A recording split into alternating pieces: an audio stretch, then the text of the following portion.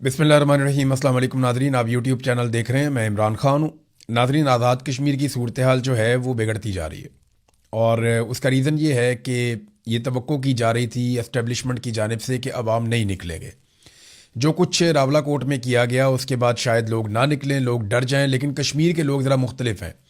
वो अपनी सोच में, अपने इत्तेहाद में, अपने मुतालबात को मनवाने में वो थोड़े मुख्तलिफ हैं। पाकिस्तान के अलग अलग इलाकों के लोगों का अलग अलग मिजाज है ना।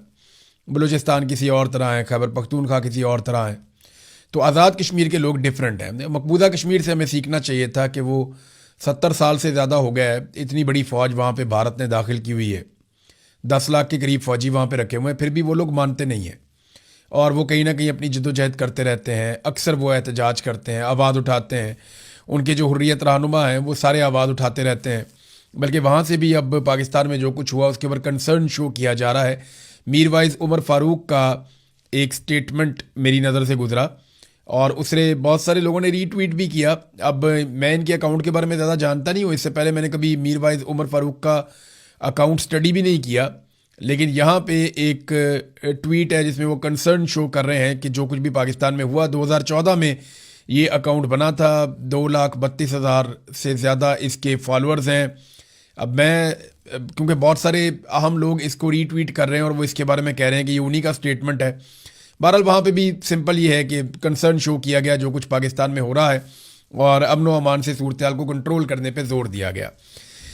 अब नाजरीन, आज़ाद कश्मीर की इस वक्त मौजूदा सूरत हाल क्या है ये बताने के लिए हमें थोड़ा सा मैप के ऊपर जाना पड़ेगा। मैं अब उतना क्लियरली तो आपको नहीं बता सकता, वहाँ पहाड़ी रास्ते हैं और बहुत सारे ऐसे रास्ते हैं जो पहाड़ों के अंदर से गुजरते हैं, बहुत तंग रास्ते भी हैं और मकामी लोग उनको ज़्यादा बेहतर जानते हैं। लेकिन जो मेन चीज़ें हैं जो मैप के ऊपर मौजूद हैं वो मैं आपको बता देता हूँ। तो पहले हम ज़रा मैप के ऊपर जाएंगे और जायज़ा लेंगे कि इस वक्त आज़ाद कश्मीर की सूरत हाल क्या है, काफ़िले कहाँ पे पहुँचे हैं। जी तो नाजरीन, ये है मैप और ये आज़ाद कश्मीर है। इस तरफ जो है ये मकबूजा कश्मीर है जो भारत के कंट्रोल में है, ये पाकिस्तान के पास है, आज़ाद कश्मीर है। ये जो रेड डॉट वाली लाइन जो है ये आपको बता रही है कि ये बाउंड्री है। कश्मीर जो है ना वो इस शक्ल का है, ये ज़रा बहुत यानी इसकी लंबाई ज़्यादा है और चौड़ाई कम है कश्मीर की। उस तरफ पाकिस्तान है, ये आपको इस्लामाबाद नज़र आ रहा है, ये आपको नीचे रावलपिंडी और बाकी इलाके आपको नज़र आ रहे हैं, ऊपर आप एबटाबाद, मानसेरा, ये सबके साथ साथ कश्मीर की बाउंड्री चलती है। यहां से काफिले रवाना हुए थे। ये भिंबर का इलाका है, नीचे डुडियाल का इलाका है, ये मीरपुर का एरिया है और ये कोटली है जिसको क्रॉस करना था इन काफिलों ने। तो कोटली को क्रॉस करने के बाद ये है मेन पॉइंट जहां पे इस वक्त सारा मामला मौजूद है। इसे कहते हैं रावला कोट। सबसे पहले लड़ाई रावला कोट में शुरू हुई थी। रावला कोट पे ही सबसे बड़ा क्रैकडाउन किया गया। रावला कोट में ही लाशें गिरी हैं, सिक्योरिटी फोर्सेस के लोग भी और जो सिविलियन है वो भी यहां पे शहीद हुए हैं। अभी सूरत हाल ये है कि यहां से जो सबसे बड़ा काफिला चला था, जो भिंबर से और मीरपुर से और डुडियाल से जो निकला था, ये डुडियाल का इलाका है। यहां से जितने भी लोग निकले थे ये सारे इकट्ठे होकर कोटली के रास्ते से ऊपर पुलंदरी की तरफ गए हैं। अब बाकी काफिले इसके अंदर साथ साथ शामिल हो रहे थे। कुछ काफिले इस तरफ से भी आए। ये जो एरिया है इसको ये कहोटा का इलाका कहते हैं, साथ में ये अब्बासपुर का एरिया है और ये साथ साथ ये जो एरिया है, यहाँ बहुत सारे गांव हैं, बहुत सारे देहात हैं, बहुत बड़ी आबादी है। तो ये लोग यहाँ पे अब्बासपुर की तरफ आ गए और ये यहाँ पे जमा। एक जो काफिला है ये पुलंदरी की तरफ से ऊपर जा रहा है और ये पहुंचेगा ये खाई गला।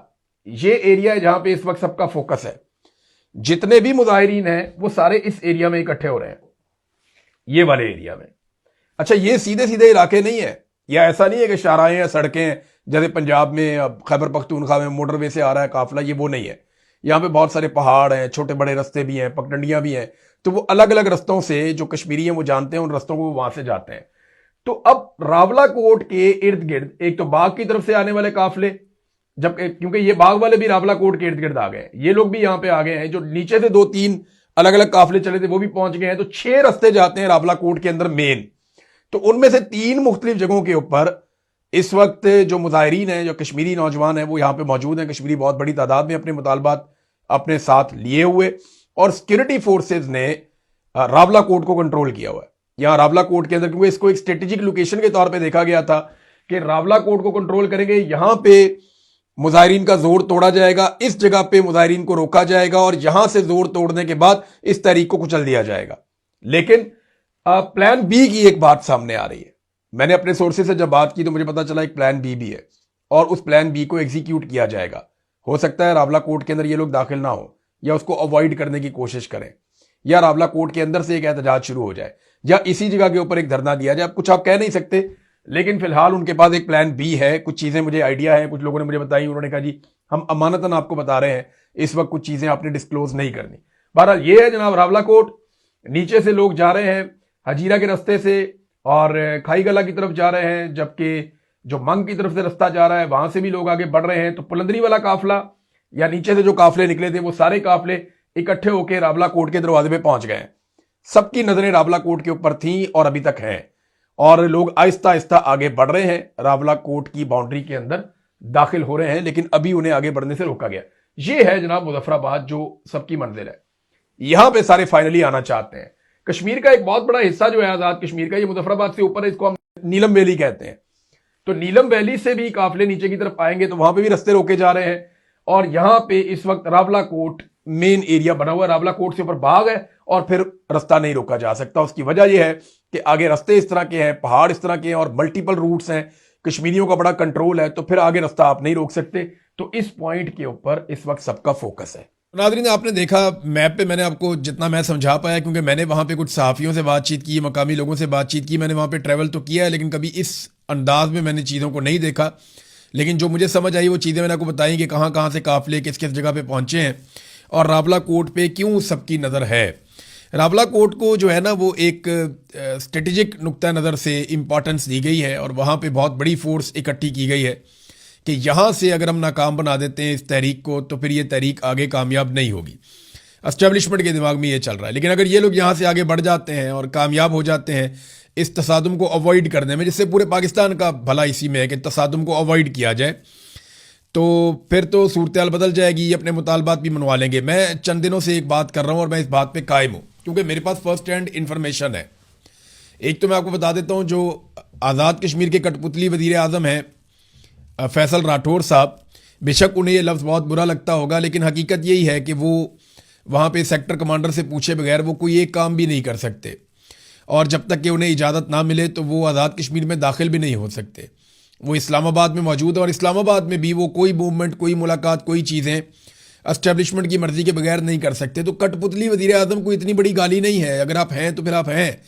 पाकिस्तान का जो वज़ीर आज़म है इस वक्त शहबाज शरीफ, वो भी एक कठपुतली वज़ीर आज़म है। वो अपनी मर्ज़ी से कोई फ़ैसला नहीं कर सकता। यहाँ पे कठपुतली वज़ीर आज़म मैं फैसल राठौर को कह रहा हूँ, उनका जो सदर है या सदर का जो बेटा है जरदारी, बिलावल जरदारी, ये सारे भी कठपुतलियाँ ही हैं, तो कोई इतना बुरा बनाने की ज़रूरत नहीं है इसमें।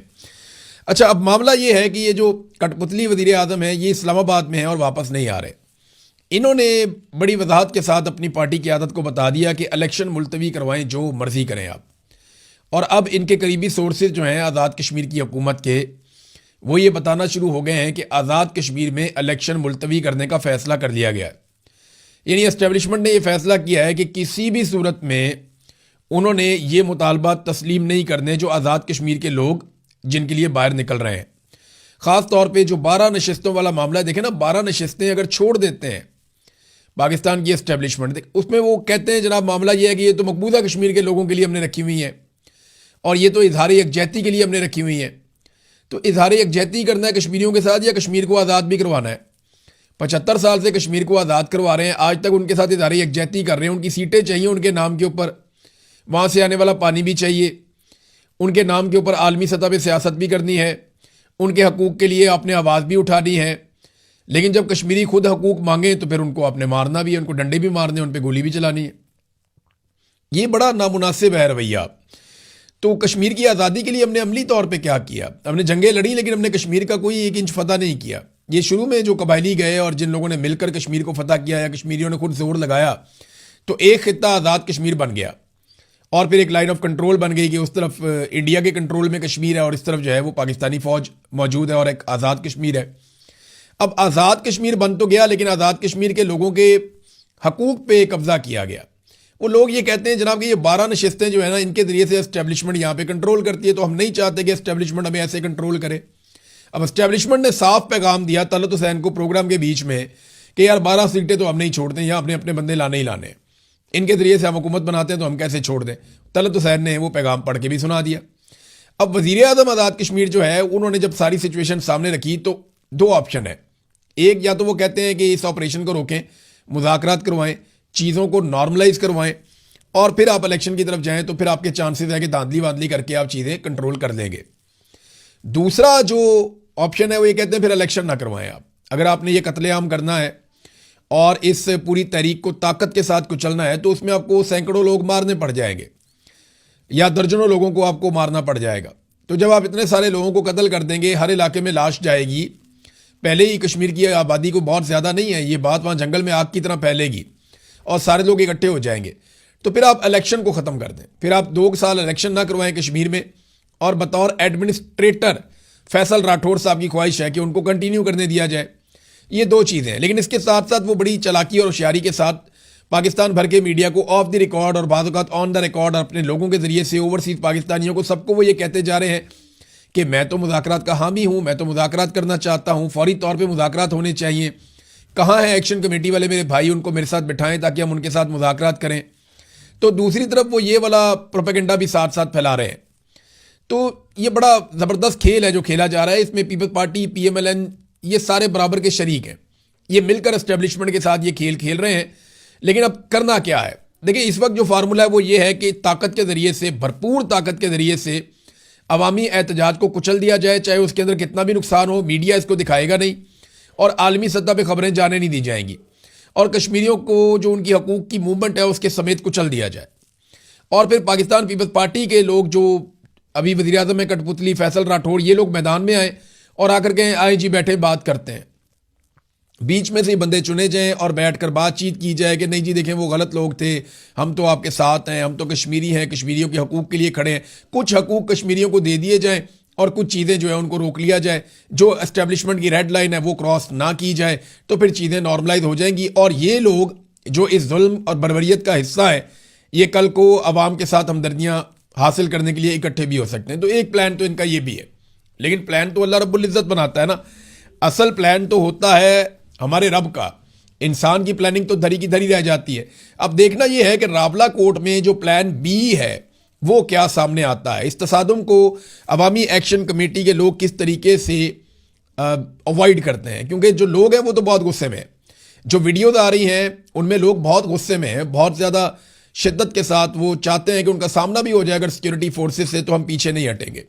और ये एक अवामी मूवमेंट है। बाज़ लोग कहते हैं ये एक जत्था है या ये थोड़े से लोग हैं या ताकत के बलबूते पे एक जत्था निकले और निकल कर वो अपने फैसले मनवाए। तो देखें, मैं सादी सी बात करता हूँ, जहाँ पे अवामी हुकूमत होना, अवाम के वोटों से हुकूमत बने, फिर उस हुकूमत को ये हक होता है कि वो फैसले करे और वो हुकूमत इस बात का ख्याल भी रखती है कि फैसले अवाम के हक में करने हैं। जहाँ पे एस्टेब्लिशमेंट कठपुतलियाँ ला के बैठा देती है, वहाँ पे फिर अवाम को बाहर निकलना पड़ता है। फिर आप अवाम को जत्था कह के नहीं दबा सकते। जत्था असल में वो है जो एस्टेब्लिशमेंट ने लाकर बैठाया हुआ है बगैर वोटों के। जत्था असल में वो है जिसको गिलगित बल्तिस्तान पे मुसल्लत किया जा रहा है। जत्था जो करप्ट लोग हैं, बेईमान लोग हैं, चोरों और डाकुओं का एक जत्था ला के आसिम मुनीर साहब ने 2024 के इलेक्शन में पाकिस्तान के ऊपर मुसल्लत किया। जत्था वो है, जत्था वो है जो बंद कमरों के अंदर बैठ के फैसले करता है। अवाम को आप जत्था नहीं कह सकते। ये तो बड़े आराम से कहते हैं कि ये एक जत्था है, मुसल्ला जत्था है, ये आ गया। नहीं, वो जत्था नहीं है। आप आंखें खोलकर देखिए, वो आज़ाद कश्मीर की आवाम है। ऐसा नहीं होगा कि अगर 45 लाख लोग हैं तो सारे के सारे सड़कों पे आ जाएंगे। उनके हर घर के अंदर से 1-2 लोग निकल कर आए हुए हैं। और अगर आप उनकी तादाद देखें, जो लोग एहतजाज में और मुजाहरों में शिरकत कर रहे हैं, तो उनकी तादाद लाखों में है। हज़ारों गाड़ियां जो हैं वो रस्ते में है। मैंने अभी आपको बताया मैप की मदद से कि कहाँ कहाँ पे लोग किस तरह पहुंचे हुए हैं। तो ये जत्था कह के इनकी तौहीन ना की जाए, ये बड़ी सख्त ज्यादती है। ये अवामी मूवमेंट है और अगर ये लोग खड़े रहे और ताकत के साथ खड़े रहे और इन्होंने अपने मुतालबात मनवा लिए, तो ये सारे लोग जो भी नफरत फैला रहे हैं कश्मीरियों के खिलाफ, या ये कह रहे हैं जनाब के कश्मीरी जो हैं वो आटा सस्ता ले लेते हैं, या ये कह रहे हैं कि गिलगती जो है वो आटा सस्ता ले लेते हैं, या ये कह रहे हैं कि ये जो बिजली है वो सस्ती ले लेते हैं। देखें, बिजली उन्हीं के वहाँ से वो सारा पानी आता है जिससे आप बिजली बनाते हैं। यानी अगर आप ये अपने डैम्स को निकाल दें और इन सारे मामलात को बाहर कर दें तो फिर आप कहाँ जाएंगे। और कश्मीर के नाम के ऊपर ही आपने इतनी बड़ी फौज बनाई है, इतना बड़ा आपने दिफाई बजट रखा है इंडिया के साथ, तो आपका एक मामला ही कश्मीर का है, दूसरी लड़ाई कौन सी है आपकी उसके साथ? आपकी पूरी फौज का जो जवाब है 70 साल में वो कश्मीर की बुनियाद के ऊपर है। कश्मीर पे आपने अपना पूरा एक आलमी मुकदमा खड़ा किया है, कश्मीर का नाम ले लेकर आपने, यानी ये आप बेवकूफ़ नहीं बना सकते कौम को, आप नहीं बेवकूफ़ बना सकते कौम को। आपको कश्मीर से क्या मिलता है ये बताए बगैर आप ये नहीं कह सकते कि आपने कश्मीरियों को क्या दिया है। रियासत ऐसे ही काम करती है, जहां पे लोग कमज़ोर होते हैं वहां पे ज़्यादा सपोर्ट की जाती है। बहरहाल आज़ाद कश्मीर के लोग जो हैं वो अपने लिए आवाज़ उठा रहे हैं, जोर लगा रहे हैं। ये जो टाइम है ये बहुत इंपॉर्टेंट है, क्योंकि अभी जो अगले 24-48 घंटों में फैसले होंगे वो ये बताएंगे कि ये तहरीक किस तरफ जाती है। और एस्टेब्लिशमेंट का अभी तक जो मूड नजर आता है वो ताकत के अलावा कोई और जबान ना बोलना चाहते हैं ना बात करना चाहते हैं। डोनाल्ड ट्रंप उनके साथ है, उन्हें परवाही नहीं किसी बात की। वो कहते हैं जितने बंदे भी मारने पड़े, बल्कि एक बहुत बड़ा आदमी है उसके बेटे ने कहा, और पाकिस्तान से बाहर एक जगह पे उसने कहा कि अगर हमें 4-5 हज़ार बंदा भी मारना पड़ा तो मसला कोई नहीं है। तो दूसरे शख्स ने हैरान होकर कहा कि क्या मतलब? उसने कहा जी मतलब ये है कि ट्रंप हमारे साथ है, हम बंदे भी मार देंगे तो हमें अब कोई फ़र्क नहीं पड़ता, हम इधर ही रहेंगे, हम कहीं नहीं जा रहे। उसके बाद फिर हमने देखा जैसे आईनी तरामीम हुई और जैसे बाकी चीज़ें हुई तो वो बात सच साबित हुई है।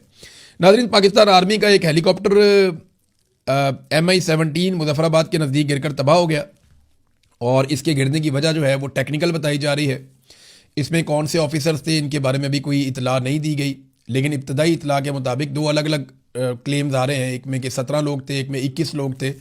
लेकिन ये तमाम लोग जो हेलीकॉप्टर में मौजूद थे, इस बात की कन्फर्मेशन है कि वो सारे लोग शहीद हो गए हैं। ये एक अफसोसनाक वाक़या है, इसकी तफसीलात मज़ीद आएंगी तो मैं आपके सामने रख दूंगा।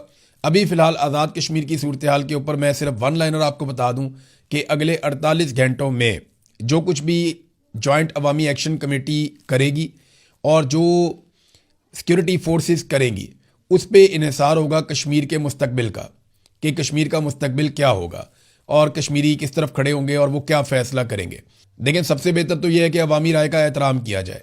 बंद कमरों के अंदर चंद लोग बैठकर जो फैसला करते हैं, उन फैसलों ने पाकिस्तान को कहाँ से कहाँ पहुँचा दिया। इकॉनमी का बेड़ा गर्क हो गया, मईशत जो है वो आपके सामने आखिरी दमों पे है। अब बजट आप नहीं बना पा रहे, बार बार बजट आपका डिले हो रहा है, आगे जा रहा है। वजह क्या है? पैसा ही नहीं है और कहीं और से पैसा आने की उम्मीद भी नहीं है। कारोबार बंद हो गया, बैरूनी सरमायाकारी ख़त्म हो गई, सियाहत पाकिस्तान में ख़त्म हो गई, दहशतगर्दी का पाकिस्तान में उरूज हो गया। ये बंद कमरों में चंद जर्नैलों के और चंद सियासतदानों के फैसले उन्होंने पाकिस्तान को यहाँ तक पहुँचा दिया। तो कश्मीर के अंदर आप ये तजर्बा ना करें, वहाँ की आवाम को वहाँ के फ़ैसले करने दें। नादरीन, DG ISPR ने चंद सालों के बाद अपने एक्स अकाउंट का, ये जो ट्विटर का अकाउंट होता है एक्स का, इसका उन्होंने कमेंट वाला एरिया खोल दिया कि आप उसमें कमेंट कर सकते हैं। उन्होंने उसको पहले बंद किया हुआ था। फिर लोगों ने जो कमेंट्स किए हैं, लोगों ने बेशुमार कमेंट्स किए हैं, सैकड़ों कमेंट्स जो हैं वो आए फौरी तौर पे, और फिर दोबारा से जो कमेंट वाला सेक्शन है उसको बंद कर दिया गया। यानी अवामी राय इतनी सख्त खिलाफ है इस वक्त मिलिट्री एस्टेब्लिशमेंट के, और वो ऐसे रद्द अमल देते हैं मिनटों के अंदर कि वो जो कमेंट्स वाला सेक्शन है उसको चेक करने के लिए खोला गया था कि ज़रा देखते हैं कि अवामी राय बदली है या नहीं बदली, क्योंकि बेशुमार लोग भर्ती भी किए गए हैं। लेकिन जो अमूमी तौर पे अवाम की राय है वो बड़ी सख्त है मिलिट्री एस्टेब्लिशमेंट के बारे में, क्योंकि फ़ौज ने एक इलेक्शन चोरी करवाया पूरा, और आसिम मुनीर साहब इसका मेन किरदार है। और इलेक्शन चोरी करके उन्होंने उन लोगों को लाकर बैठा दिया जिन्हें अवाम नापसंद करते हैं। अब जब तक अगला इलेक्शन नहीं होगा ना, तब तक ये मामला ऐसे ही चलेगा। रजीम चेंज ऑपरेशन के बाद से लेकर अब तक मिलिट्री एस्टेब्लिशमेंट बयानिए के मैदान में एक लम्हे के लिए भी संभल नहीं पाई, सवाए इसके कि पाकिस्तान के अवाम ने उनका साथ दिया था उस वक्त जब इंडिया के साथ पाकिस्तान एक लड़ाई में चला गया था। लेकिन अब हर वक्त तो लड़ाई नहीं लगी रह सकती, और ना पाकिस्तान हर वक्त लड़ाई अफोर्ड कर सकता है, वैसे इंडिया भी नहीं कर सकता। नाज़रीन, सुहेल अफरीदी साहब की मुश्किलात में इजाफा होता जा रहा है, एक एक करके जो नाराज़ अरकान है वो सामने आ रहे हैं, और इमरान खान साहब की रिहाई के लिए जो कोशिशें दावा किया गया था सुहेल अफरीदी की जानिब से, वो सारी जामिद होती जा रही है। सुहेल अफरीदी की इमरान खान से मुलाकातें तो नहीं हो पा रही, लेकिन वो शहबाज शरीफ और मोहसिन नकवी से मुलाकातें कर रहे हैं, और वो उसी रास्ते पे हैं जिस रास्ते पे गंडापुर साहब चले थे। गंडापुर अच्छा बच्चा था, सुहेल अफरीदी भी अब तकरीबन अच्छा बच्चा है, और चीज़ें काफ़ी बेहतर होती चली जा रही हैं सुहेल अफरीदी के लिए, और वो अपनी हुकूमत नहीं गंवाना चाहते मेरे ख्याल में। और बजट में भी उन्होंने वफाक की बातें मानी हैं, यानी वफाक के कहने के ऊपर तरक्याती बजट कम हो रहे हैं, वफाक के कहने के ऊपर सरप्लस वाले मामलात हो रहे हैं, वफाक के कहने के ऊपर अरबों रुपए कुर्बान हो रहे हैं खैबर पख्तूनख्वा के अवाम के। तो सुहेल अफरीदी जो है वो अच्छे बच्चे की तरह मामलात कर रहे हैं। अब इमरान खान को बाहर निकालने के लिए कोई तहरीक का रास्ता तो सुहेल अफरीदी ने फिलहाल अपनाया नहीं, और अगर वो नहीं अपनाते तो फिर एक ही रास्ता है कि इमरान खान साहब डील करके बाहर आए। तो डील के बगैर तो इमरान खान साहब के बाहर आने के इम्कानात तकरीबन अब खत्म होते जा रहे हैं, क्योंकि तहरीक खड़ी नहीं हो रही। जब तक कि अवामी दबाव नहीं होगा, बड़ी तहरीक खड़ी नहीं होगी, तब तक मिलिट्री एस्टेब्लिशमेंट खास तौर पर आसिम मुनीर साहब इमरान खान साहब को नहीं छोड़ेंगे। देखें ना, मईशत का इन्होंने बेड़ा गर्क कर दिया, पाकिस्तान हर शोबे के अंदर नीचे गया। यहाँ पे बजाय इसके कि ये एक अवामी दबाव पैदा करते इमरान खान जैसे लीडर को बाहर लाने के लिए ताकि पाकिस्तान में इस्तेहकाम आता, ये उल्टा एस्टेब्लिशमेंट के फैसलों के पीछे पीछे चलना शुरू हो गए। और अब तनकीद भी बहुत हो रही है, और तनकीद होनी भी चाहिए। सुहेल अफरीदी को गिरा दिया जाएगा। जो पार्टी के अंदर समझदार लोग हैं पाकिस्तान तहरीक इंसाफ में, वो इसके खिलाफ हैं। वो ये कहते हैं इमरान खान की चॉइस है, फिलहाल इसको चलने दो। लेकिन सुहेल अफरीदी साहब जो कर रहे हैं उसके खिलाफ शदीद रद्द अमल पाकिस्तान तहरीक इंसाफ के अंदर आ रहा है। और सुहेल अफरीदी कोई ऐसा नहीं लगता कोई तहरीक बनाते हुए दिखाई दे रहे हो, या कोई तहरीक बना रहे हो, या कोई कारकुनों को इकट्ठा कर रहे हो, या नौजवानों की कोई तंजीम खड़ी कर रहे हो, या नौजवानों को इकट्ठा कर रहे हो। अब ऐसा दिखाई नहीं देता। तो अब तक के लिए इतना ही। अपना ख्याल रखिएगा, अपने इस चैनल का भी। अल्लाह हाफ़िज़।